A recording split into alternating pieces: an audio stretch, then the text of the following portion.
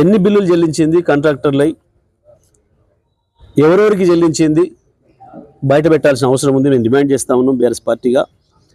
కేవలం పెద్ద కాంట్రాక్టర్లకు కొద్ది మందికి వాళ్ళకి ఎక్కువ కమిషన్ వచ్చే చోట మాత్రమే మంత్రులు ఆ స్థాయి పై స్థాయిలో ముఖ్యమంత్రి స్థాయి కార్యాలయం నుంచి మాత్రమే వచ్చిన ఫోన్లకు వాళ్ళకు ఇస్తున్నట్టుగా చిన్న కాంట్రాక్టర్లు అందరూ కూడా ఆరోపిస్తున్నారు. దీనిపైన వెంటనే శ్వేతపత్రం రిలీజ్ చేయాలి ప్రభుత్వం. ఇప్పటి వరకు ఈ రాష్ట్ర ప్రభుత్వం 15 నెలల కాలంలో కాంట్రాక్టర్లకు బిల్లుల రూపంలో చెల్లించింది ఎంత, దాంట్లో ఎవరెవరికి ఎంత చెల్లించారో కూడా చెప్పాల్సిన బాధ్యత రాష్ట్ర ప్రభుత్వం పైన ఉంది. లేదు అంటే తప్పకుండా నిన్న కాంట్రాక్టర్లు ఏదైతే ఆరోపణ చేసిండ్రో, ప్రజలలో ఏదైతే చర్చ జరుగుతుందో అది నిజమనేది ఈ రాష్ట్ర ప్రభుత్వం కాంగ్రెస్ పార్టీ ఒప్పుకున్నట్టు అవుతుంది. అందుకే నేను ఆర్థిక మంత్రిని డిమాండ్ చేస్తున్నా, వెంటనే ఈ ఆరోపణలపైన శ్వేతపత్రం విడుదల చేయాలి. రాష్ట్ర ప్రభుత్వం నుంచి ఇప్పటివరకు కాంట్రాక్టర్లకు ఇచ్చిన డబ్బుల విషయంలో అసలు ఏం క్రైటీరియా తీసుకొని ఈ నిధులు రిలీజ్ చేస్తున్నారు? కేవలం ఎమ్మెల్యేల ఉత్తరాల మీదన, లేదా మంత్రుల రికమెండేషన్ల మీదన, ముఖ్యమంత్రి ఆఫీస్ నుంచి వచ్చిన రికమెండేషన్ మీదన ఏ పద్ధతి అవలంబిస్తున్నారు అనేది కూడా చెప్పాల్సిన బాధ్యత రాష్ట్ర ప్రభుత్వం పైన ఉందని చెప్పి నేను డిమాండ్ చేస్తూ ఉన్నాను.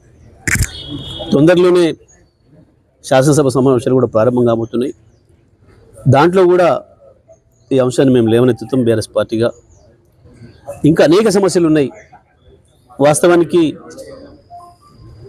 నీళ్ళ సమస్య, ఇరిగేషన్ సమస్య పెద్దగా ఉంది. నీళ్ళుండి కూడా, ప్రకృతి మనకి నీళ్ళు ఇచ్చి కూడా వీళ్ళ చేతగాంతనం వల్ల, వీళ్ళ అజ్ఞానం వల్ల, వీళ్ళ ముందు చూపు లేకపోవడం వల్ల రాష్ట్ర రైతాంగం పెద్ద ఎత్తున నష్టపడుతుంది. కోట్లాది రూపాయలు ఇవాళ రైతాంగం నష్టపోతున్నారు. గోదావరిలో కావచ్చు, కృష్ణలో కావచ్చు సరిపోయిన నీళ్ళు వచ్చినాయి. కట్టిన ప్రాజెక్టులు అక్కడ ఉన్నాయి. వాటిని నీళ్లు తేవడం చేతగాక నాశనం చేస్తున్నారు.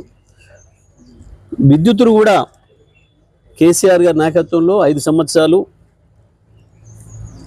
వ్యవసాయ రంగంతో సహా అన్ని రంగాలకు కూడా 1 నిమిషం విద్యుత్ పోకుండా ఇచ్చి చూపించినాం. మరి అదే లైన్లు ఉన్నాయి, అవే ట్రాన్స్ఫార్మర్లు ఉన్నాయి. ఇంకా కరెంట్ పెరిగింది, వాస్తవానికి ఉత్పత్తి పెరిగింది. ఒకవైపు యాదాద్రిలో, ఇంకొక వైపు ఎన్టీపీసీ రామగుండంలో ఉత్పత్తి పెరిగింది. 2400 మెగావాట్ల పైగా అదనంగా వచ్చింది. అయినప్పుడు కూడా ఈ ప్రభుత్వానికి కరెంట్ ఇవ్వడం చేతగాట్లేదు. దాంతో వందలాది వేలాదిగా మోటార్లు కాలిపోతున్నాయి, ట్రాన్స్ఫార్మర్లు వెళ్ళిపోతున్నాయి. లో వోల్టేజ్, హై వోల్టేజ్ వల్ల ఇళ్లలో బల్బులు కూడా పగిలిపోతున్నాయి, టీవీలు పగిలిపోతున్నాయి. ఇటువంటి దుస్థితి మళ్ళీ వచ్చింది. 2014 ముందు పూర్వ పరిస్థితులు మళ్ళీ వాళ్ళు కనబడుతున్నాయి. తప్పకుండా వీటన్నిటిపైన కూడా మేము అసెంబ్లీలో కూడా లేవనెత్తుతాం. అవినీతి పెరిగిపోయింది బాగా. రాజకీయ నాయకులు, మంత్రులు, వాళ్ళ ఆదాయం పెరుగుతుంది, రాష్ట్ర ప్రభుత్వ ఆదాయం తగ్గుతుంది. ఇసుక మాఫియా, ఇసుక దోపిడీ కొరకు కాళేశ్వరం లిఫ్ట్ ప్రారంభించకుండా ఇవాళ కాళేశ్వరం కింద ఉన్న రైతాంగం మొత్తం సూర్యాపేట వరకు ఇక్కడ ఎండబెడుతున్నారు. కృష్ణ పైన మాట్లాడే దమ్ము లేక, చంద్రబాబు నాయుడికి వ్యతిరేకంగా, మోడీకి వ్యతిరేకంగా మాట్లాడే దమ్ము లేక వాళ్ళకు లొంగిపోయి కృష్ణ పరివాహక ప్రాంత రైతాంగాన్ని కూడా అన్యాయం చేస్తున్నారు. అన్ని విషయాలు కూడా తప్పకుండా ప్రభుత్వం మేము నిలదీస్తాం.